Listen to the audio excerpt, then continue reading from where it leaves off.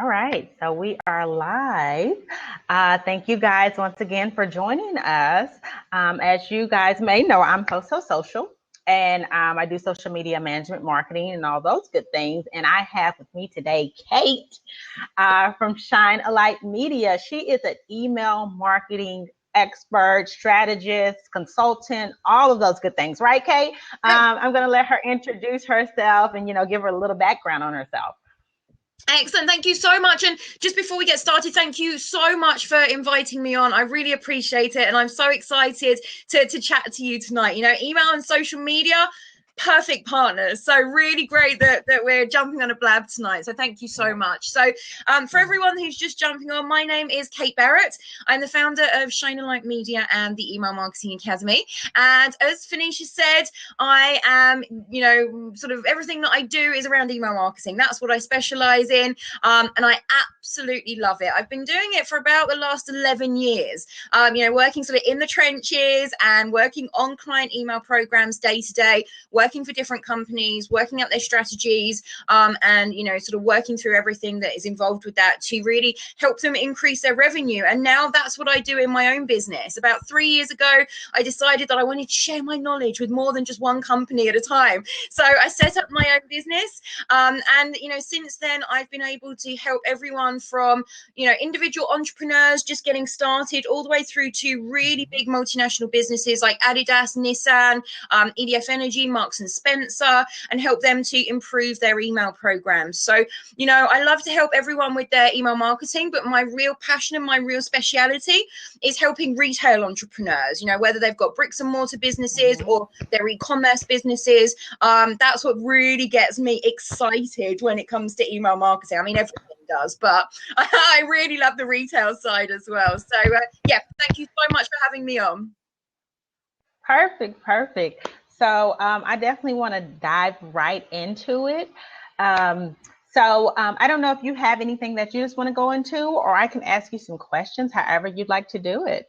Please do. Yeah, ask me questions and you'll see that I'll just talk and talk otherwise. So yeah, ask me, ask me any questions. And obviously anyone who's watching, feel free to put the questions in the comments. I'd love to be able to help you with any specific questions that you've got this evening as well. Yes, or you can feel free to jump into, I have the seat open. So with that being said, I'm going to go ahead and get started on a few questions that I have. Hit me with with your best shot. So with email marketing, I guess what is one of the first things, or how should they go about getting started to build a list, or even, doing a campaign? Yeah, absolutely. And the key thing here is just to get started. It doesn't have to be perfect. You don't have to have everything in place. And there's some really good systems out there that are fantastic for getting started with, sort of entry-level systems that aren't going to cost you a whole load of money. So like MailChimp, Aweber, Constant Contact, really great systems to get started with. MailChimp in particular, because you can have that free account. So it's not even going to cost you a penny to get started, which is really, really fantastic, especially for us entrepreneurs where budgets are tight and, we need to make the most of everything that we're doing, right? So, just getting started and keeping those budgets low is obviously the first thing as entrepreneurs that we all want to do.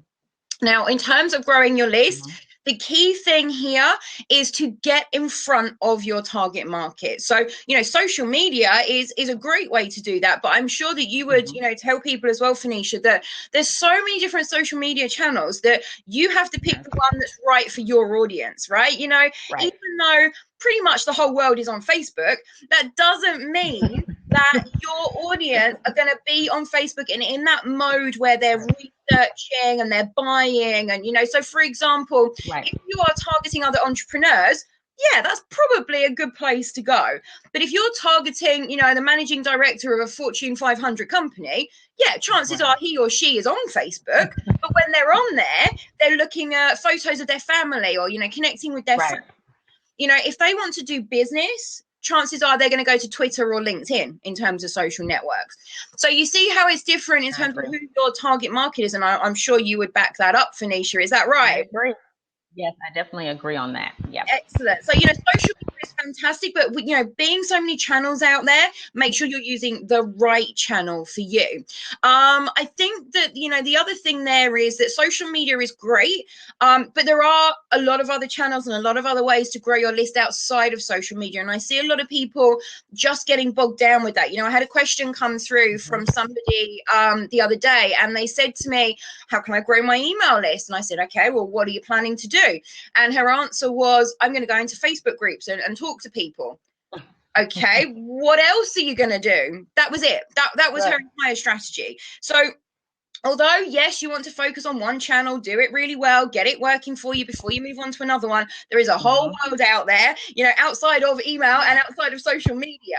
And your target audience aren't just on social media. They're in lots of places. Chances are that they're using Google to do their searches. So how can you optimize your website for organic searches? Right. Do you have some budget there to do some pay-per-click advertising? What blogs are they reading? What other entrepreneurs are they following? What other companies provide similar services to you that you could partner with?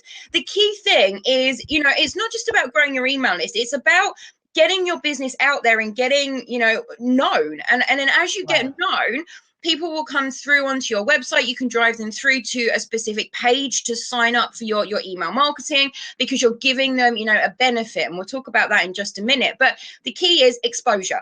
Help people. You've got to get out there. If no one knows about you and no one knows about your email sign up, you're not going to grow your list. Right. So you've got to make sure that you get out there and get exposure. Now, what you're putting out there is obviously key. So help people. That's the first thing to do. If you want to build a great business, you've got to put your customers first, and you've got to really try and help people. And one way you can do that is with your email marketing. Now, when somebody gives you their email address, it's a really, really valuable asset that they're giving you. Okay, they're allowing you into a space that is very personal to them. You can contact them directly through their email marketing, so through your email marketing and through their email address. So you've got to give them a reason to subscribe. You've got to tell them what those benefits are of receiving emails from you on an ongoing basis. Okay, so what are they going to benefit from? What are you going to teach them? What are they going to learn from you? If you've got a product-based business, are they going to get exclusive offers? Are they going to get invited to events before everyone else does? What are those benefits they're not going to get anywhere else? What are you giving them in email that's going to keep them engaged going forward? So that's the first thing. The other thing on your sign up form is that you can go one step further and give them an extra benefit that they can get right now. So that's called an opt-in offer or a lead magnet. And again, you need to know your target audience to know what's going to work for them. But for business, so anyone doing service-based, you've got ebooks, checklists, short videos, anything like that, but it doesn't have to be the war and peace of information. Okay, keep it quick, keep it snappy, something that people can get results from quickly. And then if you're a product-based business, a percentage off, or pound or dollar off, $5 off your first order or something like that, or free shipping can work really, really well.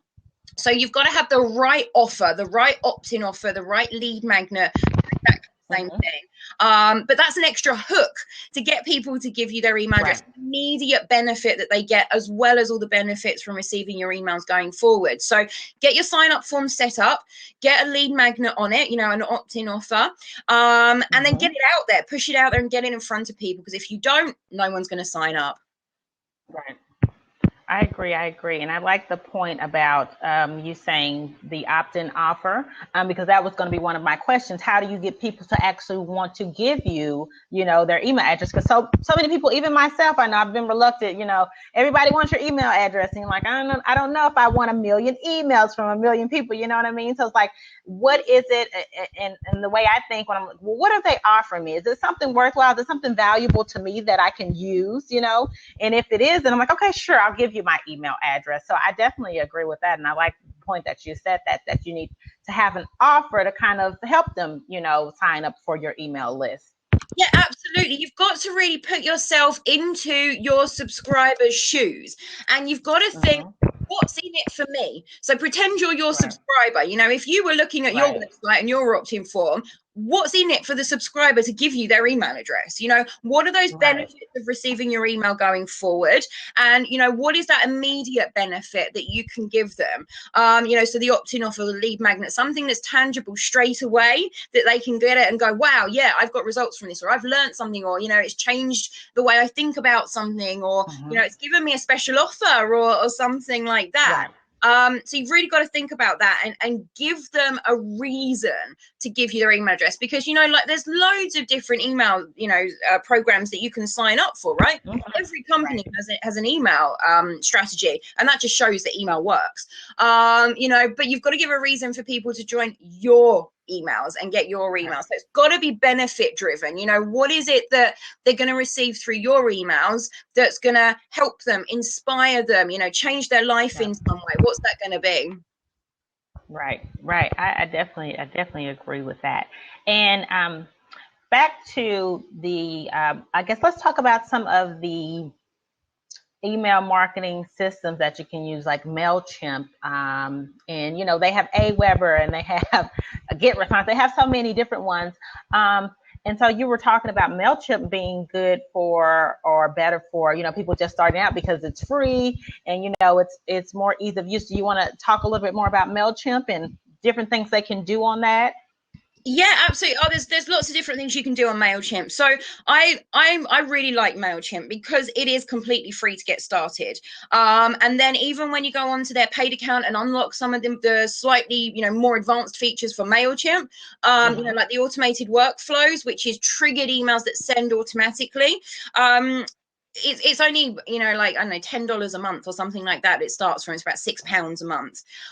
So it's really, really cost effective. Now, look, this is kind of a downside of email marketing as well. The email marketing is so cost effective that a lot of people put bad email marketing out there, and that can be one of the downsides of it. So, you know, yes, look, get started before you're ready, but make sure that you're putting out, you know, great content as well, that your subscribers are really going to enjoy. It's got to be, you know, valuable, relevant, and interesting information that you're putting out there. Now, look, MailChimp is just one system. So as I said, entry-level systems, MailChimp, Aweber, Constant Contact, GetResponse, they're more those entry-level products, okay? Now, when you go up into like the middle tier, something like Infusionsoft is kind of your middle tier email service provider.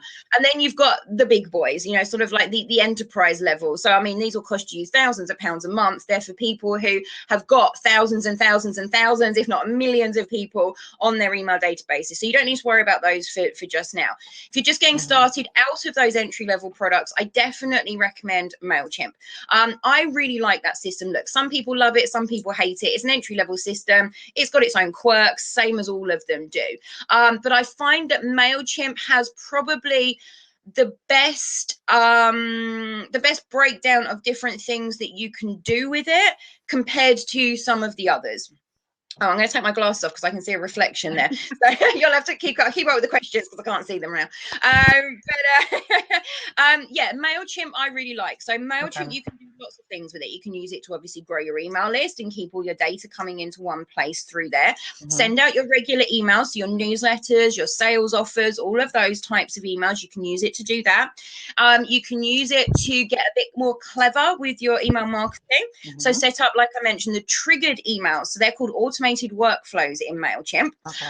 And basically they allow emails to send automatically based on specific criteria. So for example, when somebody signs up, that can trigger a series of emails to send based on that person signing up. Or after somebody purchases, if you integrate it with your purchase system, so PayPal, for example, that can then trigger emails to send after somebody purchases. So, you know, look, it's got its own quirks. There's, you know, some good things and bad things about it. But if I had to, you know, someone was there saying to me, you have to make a decision on one to recommend, I'd recommend MailChimp to get started. MailChimp. Perfect. Yes. And you offer a MailChimp kind of free course, right? Or something along that line on how to get started. I've got a video walks you through, I think, on my YouTube channel about setting up automated campaigns in MailChimp. And certainly helped many of my clients one-to-one to get their MailChimp account set up and get started with email marketing through MailChimp. So that's something that I do provide for my clients on a one-to-one basis. I don't have a specific course or anything on MailChimp, but certainly it's something that I do provide advice to my one-to-one clients on if that's something that they're looking for and need help with. Oh, cool. That's awesome. Okay, and so with email marketing, and like when somebody is wanting to first start and they say, okay, I want to do a campaign, and let's say since you do more of the retail side, let's say it is a brick and mortar store or something like that, and they're saying, okay, I want to get people to sign up, and I have this new product coming out that I'm going to be of course selling, or however it is. And how would you, or what advice would you give them to go about doing that campaign through their email marketing? Okay, so in terms of pushing out the information about the product or the service that they want to offer. Right. Okay, so it's very different depending on whether you are a product-based business or whether you're a service-based business. Service-based businesses, you really need to work on your know, like, and trust factor first. You've really got to build the relationship with people before you can try and sell to them. That's really, really key. Whereas product-based businesses, I mean, you can be making sales from the very first welcome email that triggers out automatically straight after somebody subscribes. So product-based businesses are very, very different in terms of how that flow works. But with both of them, you want to educate people, you want to help people. But product-based businesses, you can, to be honest with you, you can start to make sales literally from the moment somebody signs up, because your opt-in offer might be 10% off of your first purchase, for example. People are signing up because they want to hear about your products. With a service-based business, it is very different. You've got to really build that relationship with people first. And they've got to get to know you. They've got to trust you a lot more than they would need to with product-based businesses, because it's a lot more about the product that you're offering. Whereas service-based businesses, it's about selling yourself almost, or the services that you offer, or the online course, but it's about your knowledge that you've put into the online course. They've got to trust you and know that you know what you're talking about.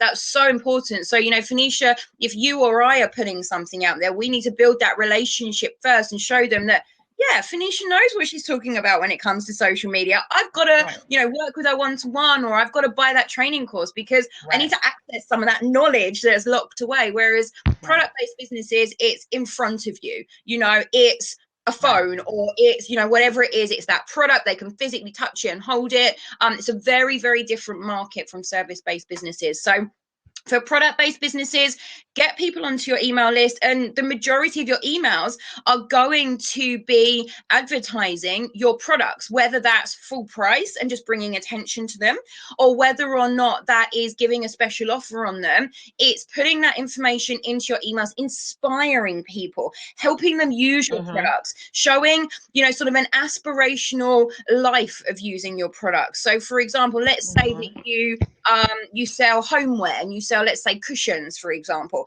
It's showing a gorgeous living room, the gorgeous sofa with your cushions in pride of place. It's selling that dream almost that they can use that product for. So you've got to look at it from that side of things. Okay, perfect. And also with your campaigning, doing like that, things of that nature, often when you see emails and you sign up for your email list, and this is going back to, your email list being a very private, and you should really respect people even giving you their email address. So, often I see, I might have signed up for a class or a newsletter or anything like that, and I see emails and, it'll be like, I can't believe this happened, or something like that. What are some of the, I guess, do's and don'ts when composing an email that's going to go out to, whoever has signed up for your list? Okay, do you mean in terms of what kind of content to send, or? Exactly. Yes, the content that you're providing inside of the email. Okay, yes. So the only rule really is make sure it's valuable, relevant, and interesting. Okay, if you hit those three, and again, this is about knowing your target market, because what different people find relevant, valuable, and interesting is very different depending on what you're selling, you know, what you're offering, whether you're a product-based business or a service-based business. So there's no hard and fast rules in terms of email content, but I would say make sure it's valuable, relevant, and interesting. Make sure that it fits with your brand, you know, so tone of voice is something really, really key. You know, how you're talking to your subscribers comes down to your branding. You know, do you have more of a fun tone of voice? Or, you know, if you're a bank, for example, I was training today and I was teaching a bank and we were talking about tone of voice, and I said, look, you know, to be honest, guys, you've got less leeway with this because you have to be more professional with it. You know, it's a very, very different market, you know, when you're talking to somebody about their banking and their finances than if you're, you know, selling them cushions or, you know, something, whatever that might be. So tone of voice is really key, and making sure that that fits with your brand personality. So I think that that's kind of a rule that you need to stick to in terms of looking at that. But in terms of other content rules, you know, do what kind of feels natural. You know, as I said, product-based businesses are going to be a lot more focused on the products and being inspirational about the products, introducing new products, helping people to use the products, you know, giving them helpful information, testimonials, you know, that kind of credibility side is great for content. Service-based businesses, tips, tricks, helpful content. You know, again, you know your target audience, and, you know, ask them, what do they want to receive from you? And if you're not sure, find out, and then have a look at your results as well. What did people engage with the most? What are your most popular blog posts on your website? You know, what are your frequently asked questions? What do people ask about in forums or on social media? It's a great way to generate content for your emails, but no hard and fast rules. Just stick to your brand tone and make sure it's relevant and interesting, and, you know, re-engages people. That's amazing. I agree with all of that you're saying. And to stay on this, you know, the content, what have you found that works best? And I know it's based on businesses also, but and if anybody has any questions, feel free to ask on the side, or you can jump in the open seat. What have you found that works best for? Because I know once you send the email, then you have to get them to actually open it and read what's inside. So do you want to elaborate and talk more about titles, email titles, and you know, or I guess clickbait titles, to actually get people to get in the email to be able to even read the content? Yeah, absolutely. Really, really great. Because if you don't get your email opened, doesn't matter how great your content is inside the email, no one's going to see it. So, you know, it's really, really important to make sure that you've got a really good subject line, because I think the statistic is about 41% of all decisions to open your email are based on the subject line alone. So, you know, it's a really, really big part of why people are opening the email. Obviously that, and trusting your brand. So having your from address showing who it's from is the other consideration there. So with subject lines, you really want to stand out. So there's lots of different techniques that you can use for subject lines. You can ask a question. You can use symbols in your subject line. You know, you can have a direct subject line. You know, you want to be testing what works for your audience and what really engages them. Okay, there's no hard and fast rule.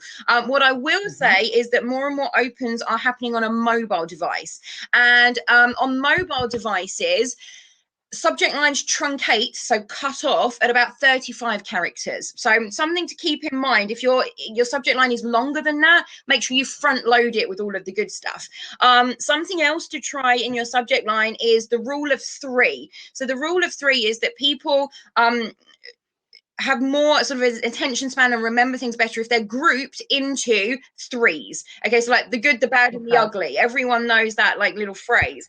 So the rule of 3 can work really well in your subject line as well, but work on it. Make sure that you really spend time crafting your subject line. Test what works, see what gets the best opens and clicks, and then conversions. Because, you know, when you're testing, I have found with some of my clients that with testing, they'll do something that will decrease their open rate, but actually their click-through rate will increase, and so will their conversion rate. So you need to really see what is the objective of that email when you're testing, and look past just the open rate. There's some problems with that metric as well, that it doesn't register if images aren't turned on, etc., etc. So you know, make sure you look past the open rate, but spend time crafting your subject line, and make sure that, you know, people don't get bored of it.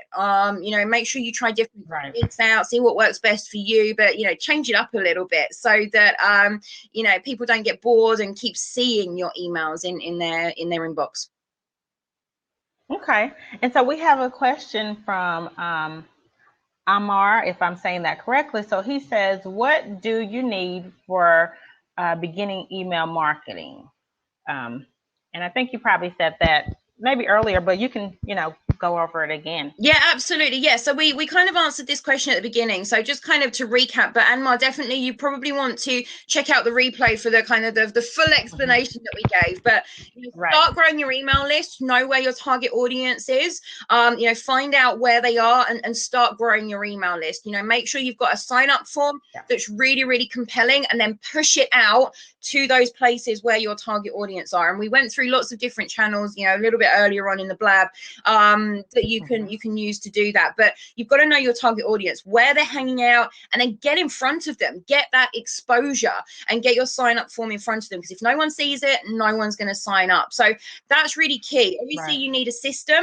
And again, we've talked about some systems, and the system that I recommend if you're just getting started is MailChimp, because it's completely free to use to begin with. So get MailChimp set up, get a sign up form set up, make sure it's optimized, make sure it's beneficial to the subscriber to join, and then get that in front of people. Once you've done that and you've started to get people on your email list, you really want to make sure that you're consistent with your email sends, and make sure you've got that valuable, relevant, interesting content to send out to them. So, you know, plan in advance, plan 6 to 12 months in advance. What is it you're going to send out? When are you going to send it out? All of that good stuff to make sure you can stay consistent with it. So it'll save you time, but also make sure you've always got those emails going out on a regular basis so that people don't forget you. So that's what you need to get started: a system, a sign up form, knowing where your target audience are, pushing them out, and then having consistent emails that you're sending out to them. Awesome. And he also has another question: what things can you use for, what things you can use it for? Okay, so yeah, email marketing is great for building a relationship with people and prompting sales. Those are the two key benefits of email marketing, you know, relationship building and prompting sales. You know, getting that message directly to somebody. So, you know, again, social media is great, search engine marketing is great, but with those, you're putting out a message and you're hoping that people see it. You know, I think, Phoenicia, you know, organic reach on Facebook pages is about 2% now. Is that right?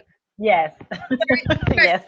Right. But if you can convert people onto your email list, you know, email is 40 times better than Facebook or Twitter at acquiring new customers. So social media is great for that conversation, but if you want to build that relationship and then prompt those sales, email marketing is the key channel to do that. And, you know, they work hand in hand to drive each other back and forth between email and social media and email. But to build that relationship and prompt sales, email is great because it's directly to them. So those are the key reasons you'd be using email marketing. I agree with that, because with, you know, Facebook, you can have posts and you can put things out on your wall and stuff, but, you know, it's kind of it's beginning to be a pay, you know, to play kind of thing. So you have to do more of the, you know, campaigns and doing ads and stuff like that, because the organic reach is, you know, kind of getting lower and lower. And it's harder and harder to get out to your audience, even if they have followed you, or even if they have said, I want to see, you know, this person's post first. It's harder to get people to, you know, engage on your post and, you know, comment and things like that. So if you can, your best bet is to get them on the email list, because like you said, it's a direct shot to them. Instead of having to hope and see that they see my post and then, you know, come in and grab an offer or come in and comment, you know what I mean? Yeah. And we've talked about Facebook there, but, you know, I mean, there's all the other social media channels, so LinkedIn, Twitter, Blab, Periscope, you know, and they are all fantastic channels, but they really do work hand in hand together. You know, none of the channels are, you know, work in isolation. If you can get them working together, that's the best way to do it. Right. And the gentleman had another question. He says, is it better than paid ads? And I'm assuming he's speaking about email marketing, I guess getting people on your email list. That's what I'm assuming. Yeah, no, again, there is no better, they work hand in hand. So, I would certainly be using paid ads to drive people through to my email list, to acquire those subscribers so I could build a relationship with them, and, message them directly and then prompt those sales. So there is no better. They certainly, work hand in hand. And if you look at, again, using Facebook as the example, because they're certainly miles ahead of the other social networks here, again, you can really use your email marketing, back the other way. So if you've got an email list, you can, and Tanisha, you're the expert on this, but you can upload your email list, you can upload it into your Facebook ads as a custom audience. You can then target your email subscribers with ads. You could create a lookalike audience to find people who are similar to your current subscribers to try and drive them through as well. But, if you are doing paid ads all the time, obviously that is costing you money, and it's something you want to do, but get onto your email list. It's a lot more cost effective. It's a direct way to do it. But, these channels, they really do work hand in hand. So there is no better than paid ads. I would say that they work in different ways and have their own benefits. I agree. Does anybody else have a question, or does anyone else want to jump in the sea? You can feel free to. If not, me and Kate are just going to continue to join, but I wanted to let you guys know, feel free if you want to jump in or ask a question on the side. Okay, so my next question is, once you've sent this out and you have, a great title and everything, I've seen where people will send out 2 and 3, different emails, I guess, getting people to, as you said, like convert. So maybe they read the first email and, they didn't take any action. Do you agree with, or I guess, is it a best practice to send kind of like a follow-up email, maybe, 2 more times on the same subject, but kind of rewording the information, the content that's in the email? Yeah, depending on what your objectives are. So particularly, if you've got a special offer or something you're putting out there, yeah, absolutely. Not in the same day, but a few days before, absolutely. Remind people, I don't want you to miss out on this special offer. There's only 5 places left, or, the sale ends on a specific day. Absolutely. Give people maximum time. So, following up your email campaigns to really reinforce that message, changing the message slightly. Yeah, absolutely. Definitely do that. Yeah. Okay. And also, do you find that sure, Mohammed, you can call in if you'd like to. Yes. Do you find that videos inside of the email work better, or photos and things like that? Does that catch people's attention more to get them to want to take action on whatever offer you're giving? It can do, yeah. And again, sort of, different marketing channels work together. So video marketing is something that's really hot right now. You can't necessarily you can put videos directly into email, but they don't work in many of the email clients you would view them in. So for safety, I would say put an image and link through to a landing page where that video is. The technology isn't quite there for all of the different platforms to be able to view emails, videos actually in an email yet. It does work in some email clients, like on, an iPhone or in Hotmail, but a lot of the others, won't run the video in the email. So, put an image in there and link to a landing page where they can see that video, or link to YouTube or wherever, for example. Animated images are great for adding a little bit of sparkle and capturing people's attention. And images in your email should back up your main message. Your main message shouldn't be in the images, because, you guys would have seen it yourself when, in a lot of email clients, you'll see that the images are blocked by default. So people have to press that button to display images before they'll see the images. So you want to make sure your main message and your call to action are in there as text, so that people can see that even with the images disabled. So use images to back up your main message in your email. But yeah, absolutely. Okay, perfect. And I believe Mohammed is trying to join, but it looks like it's just spinning.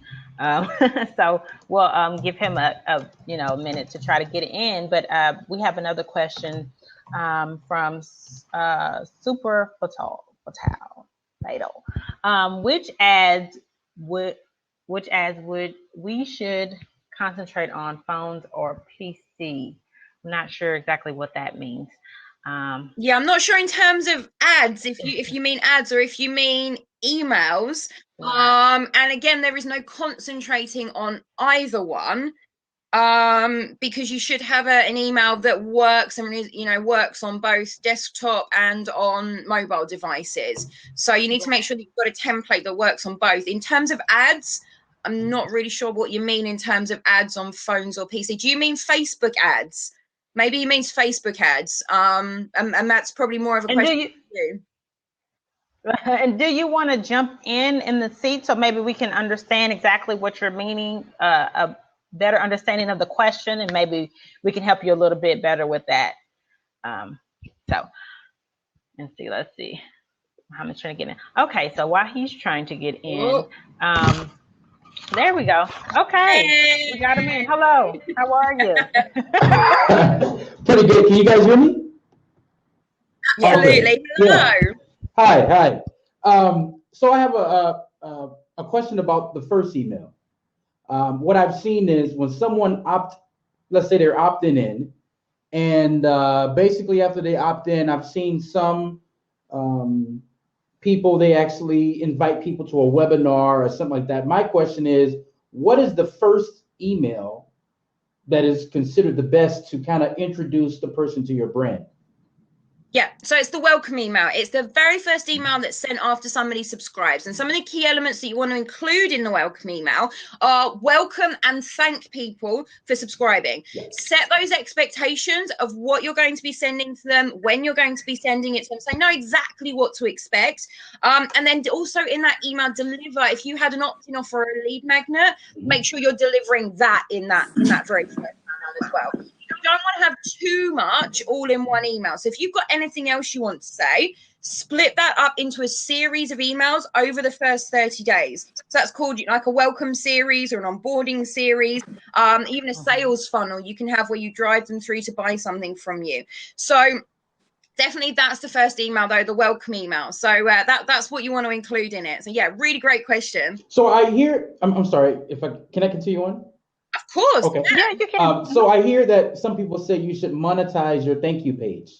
So are they saying basically that when someone gets to your thank you page, you should definitely thank them, but should you include another video or something like that? Like you said, kind of take them down another funnel or something? Yeah, you can do. So it depends what your strategy is and what it is that you're selling. So are you a service-based business, Abdul? Is that what you're at? Do you offer services or online courses or something like that? Yeah, a business coach.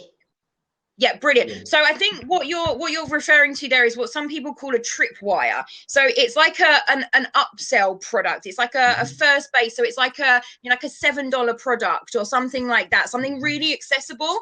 And basically what that's doing is, telling you who is ready to get their card out and actually pay you for your services. Yeah. It's getting that extra interest straight away.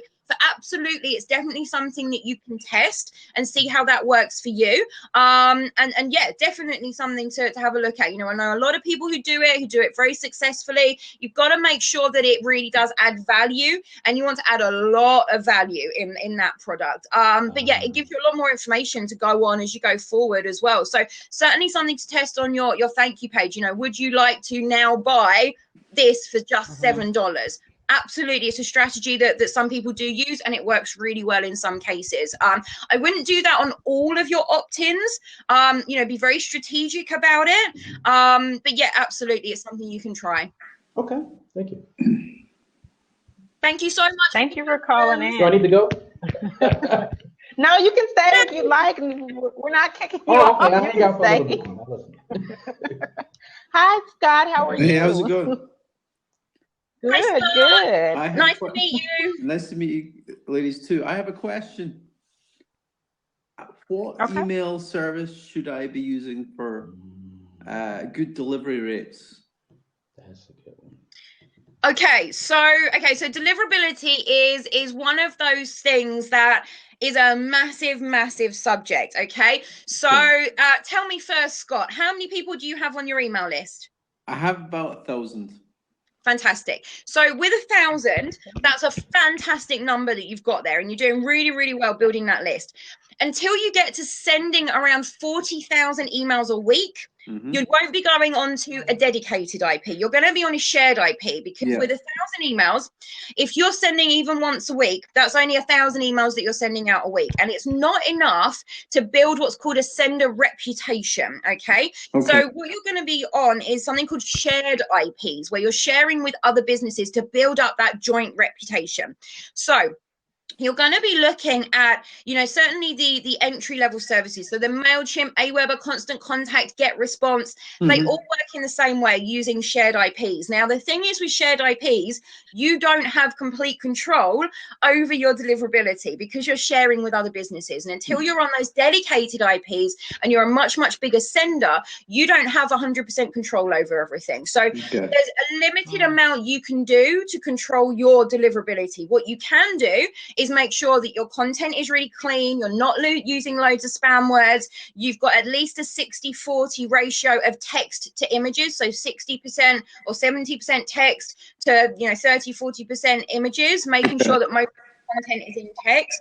Making sure that you're collecting data through really quality data sources, driving that organic traffic, getting good signups, and making sure that your engagement is as high as possible. So your opens, your clicks, you know, all of that interaction with your emails, making sure that that's as high as possible. And that like your complaints are as low as possible, for example. So when someone presses the spam or junk button, there's a lot of other metrics that go into your sender reputation, and it's like your online credit score.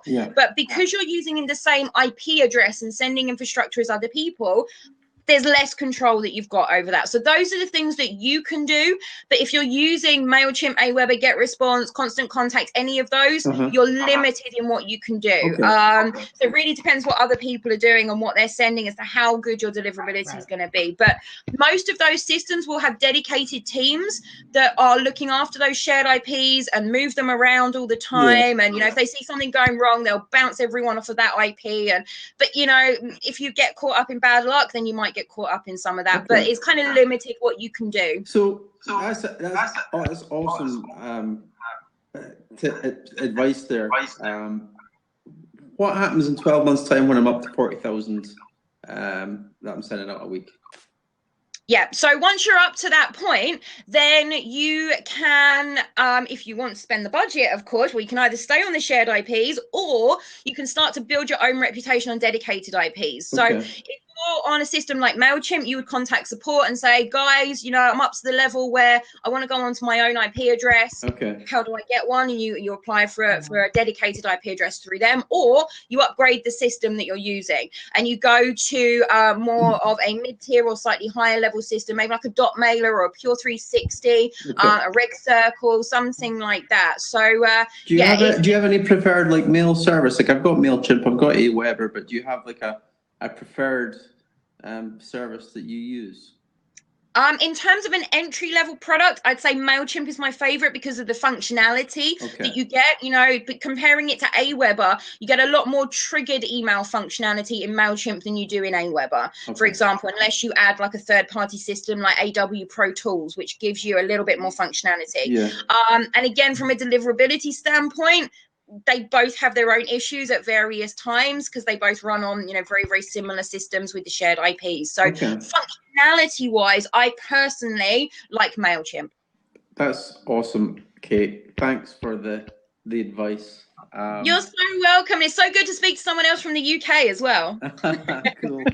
I've followed you, so yeah, I'll definitely keep in touch with you when I've got another mail question. Excellent. Yeah, I'm going to follow you as well, Scott, and I'm going to follow you as well, Abdul. So yeah, followed you all. All right, I'll leave the room now, but thank you very much. Thanks for this blab. You're welcome. Thank you so much for your questions. Really great questions. Thank you. Yeah. Kate. Awesome. Hop in if you like. If you have a question. I have another question. So I've heard of also this method of when you first get your email subscriber that you send out a survey, and this survey is used to gather more information about that client, so you're not just sending them some random email that doesn't, you know, relate to them. and then you can kind of put them in categories. And if you have products or something, if they fit a certain type or whatever, you can send the product. I think you already know what I'm talking about, right? Okay, I'm going to stop right now and let you just comment on that. Yeah, no, absolutely, absolutely. You know, that's certainly where you want to be getting to with your email marketing. So what you're talking about is something called progressive profiling. It's finding out more information about people as you go through the relationship. So certainly doing something in the first couple of emails that you send out in the welcome email, or, you know, sometime during that first 30 days after somebody subscribes is a great time to send out a survey or get them to update their preferences. So it's basically like a survey, but it's linked back into your email system, so you can use that data for segmentation. So breaking them down into individual pots. So you've got your whole list, and then you want to break it down into little chunks of that list that have commonalities. So a really basic example of segmentation is if you know whether people are male or female, or if you know that they have a certain interest in a specific area. So let's say if you were a marketing consultant, for example, you know, you might ask them, are you more interested in hearing about email marketing, social media marketing, search engine marketing, affiliate marketing? Then whatever they say, you send them targeted information based on those interests and what it is that they're looking for from you. So yeah, segmentation, and you need that data to do segmentation. So, you know, collecting that data on sign up or progressive profiling as you go through that relationship, absolutely the perfect way to do it. And, you know, in terms of email marketing, the best results from email marketing are from emails that are segmented, personalized, or triggered. You know, if you can do those three things, you're going to be getting the best results, because it makes those emails even more relevant, interesting, engaging for the subscriber. So absolutely love that question. That's what you want to be getting to with your email marketing, 100%. Okay. Yay, excellent. Is that something that you're doing at the moment or thinking about doing? Thinking about doing. I don't want to give away too much, but I mean, you're in the business of email marketing. But I read this book, and it talked about that, and I said, you know what, that's a good strategy. So I think I'll implement it. So yeah, so I'm in the process of doing that right now. Yeah, absolutely. It's, you know, it's the best thing you can do. And, you know, for those just getting started, don't worry about it too much right now, but certainly if you're already sending out emails and you want to know how to increase your results, that's how you do it. Start segmenting and providing specific information to specific segments of your list. So for example, let's say you were running an event in New York, for example, you know, and you've got people on your list from all over the world. Well, if you're running a live event in New York, people who are in London or in the UK somewhere, chances are they're not going to come to a 1 hour event that you're running in New York. It's not really going to be feasible. So you would segment your list, and you've got to have this data in your database to be able to do it, of course. You would segment your list by their location and just send to people in the vicinity of New York. Now, again, you need to have that data in your database to do that, but it just shows how you can be using data that you collect to really get more targeted in your email and provide the right message to those people that can benefit from it the most. So absolutely, you're on the right track, and especially if you've been doing, you know, email marketing for a few months now, you're, you know, a little bit au fait with you know, consistently sending out those emails. That's your next step, is to start segmenting and sending different messages to different types of people in your list. Makes sense. Brilliant question. Brilliant question. And when you said when you were saying you need to segment it, personalize it, and trigger it. Trigger it, is that meaning for them to take the call to action, for them to take action? No, so within the email. No, so a triggered email is an email that sends automatically. So like the welcome email, that sends based on somebody signing up. The sign up is the trigger. If you had emails that go out after somebody purchases, that purchases the trigger, and then it sends those emails automatically. So you set them up in your system, and then you're not sitting there every day pressing the send button. They're sending automatically when someone meets that criteria. So, you know, these are some of the best performing emails you will send, because they meet what I like to call the holy trinity of email marketing. Right message, right person, right time. If you can get those three things down, that's where you're going to see the best results. And triggered emails do that, because they're segmenting automatically, basically, based on that trigger. They're saying, right, when somebody signs up, for example, and there's loads of different triggers, but sign up is one of them, send them this specific email. So it's talking to them at the point in the relationship that they're at with you, at that point of sign up. So it's an awesome, they're awesome emails to send. Which I think, Kate, sometimes there is a breakdown where the actual person is trying to communicate with the email subscriber, and they're communicating to the wrong person. Like, for instance, like you said, it could be a female that's subscribed, but you're talking men-related topics or something, or whatever, Yeah, so, absolutely. So let's say if you were a clothing retailer or something, and you've got men's clothing, women's clothing, and kids' clothing.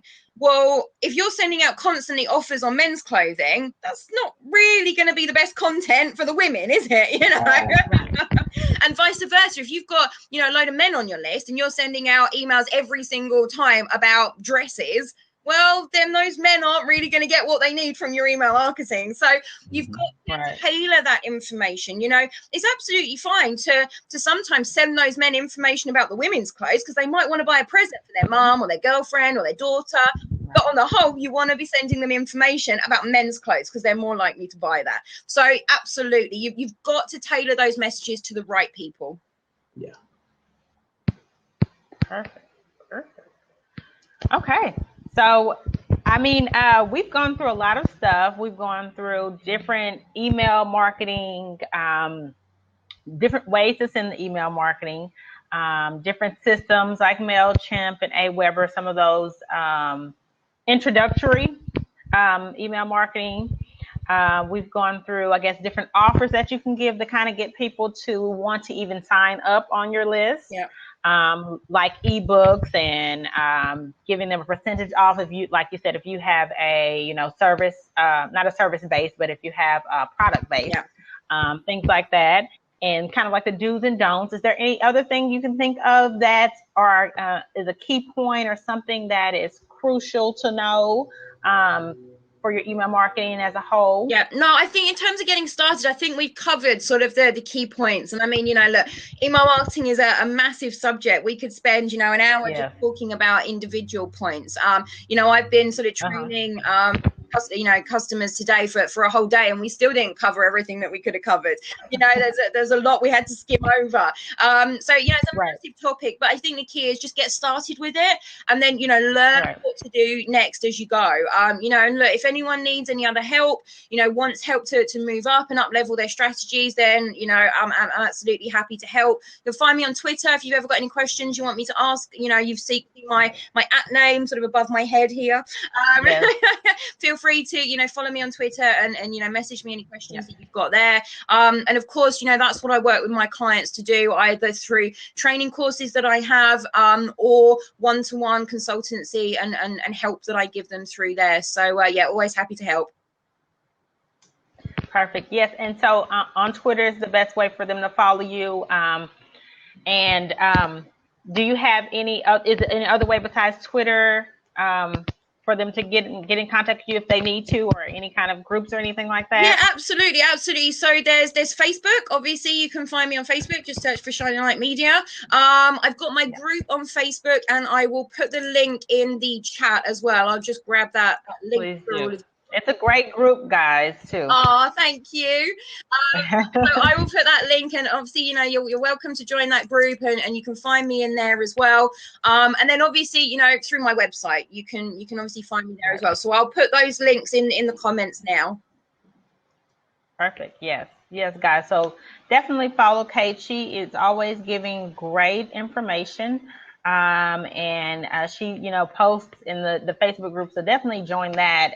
She gives a lot of good tips in there, and just to kind of keep you going and giving you insights and tips and tricks as you go. So it's definitely a group that you guys want to join. And so I thank you guys, everybody, for joining. And if nobody else has any questions or any last minute things they want to say, I think we have had a very successful blab, a lot of great information. It is recorded, so it will be available for the replay.